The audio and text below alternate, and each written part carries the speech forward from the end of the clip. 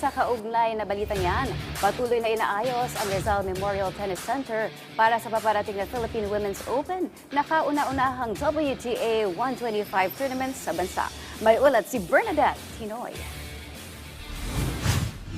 Ilang linggo bago ang pag-arangkada ng makasaysayang Philippine Women's Open, patuloy ang isinasagawang renovation sa Rizal Memorial Tennis Center sa Maynila sa pangunguna ng Philippine Sports Commission. Ang nasabing programa ang kauna-unang WTA 125 tournament sa bansa, kung saan isa sa mga kumpirmadong maglalaro ang former world number 2 at Paris Olympic silver medalist na si Donna Vekic ng Croatia at German veteran player Tatiana Maria. Ayon kay PSC Chairperson Patrick Pato Gregorio, inihanda na nilang lahat ng kakailanganin upang masigurong magiging matagumpay ang hosting ng bansa.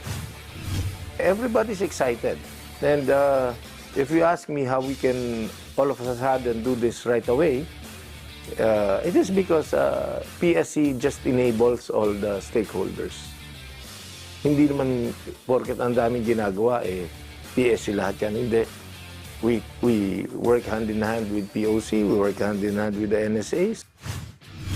Iginiit din ni Pato na buo ang suporta ni Pangulong Ferdinand Marcos Jr. at ng First Family sa nasabing kompetisyon maging sa mga paparating na international tournament na mismong gaganapin sa Pilipinas. Anya, malaki ang tulong ng Interagency Task Force upang mas ma-promote ang iba't ibang sport sa bansa at makapagbigay inspirasyon sa mga bagong henerasyon ng atleta. The hosting is never perfect. But do we have the team, expertise ng team natin? Yes. Sanay na tayo dyan. Meron tayong task force, that was why we created the National Sports Tourism Interagency Committee.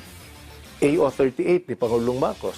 Ang sinasabi niya, DOT, CHEZA, DILG, DBM, PAGCOR, PSC, work together. Organize ourselves so that we can host all of this na efficient, host all of this na walang nasasayang na pera, and host all of this na mapopromote natin ng husto yung bayan natin.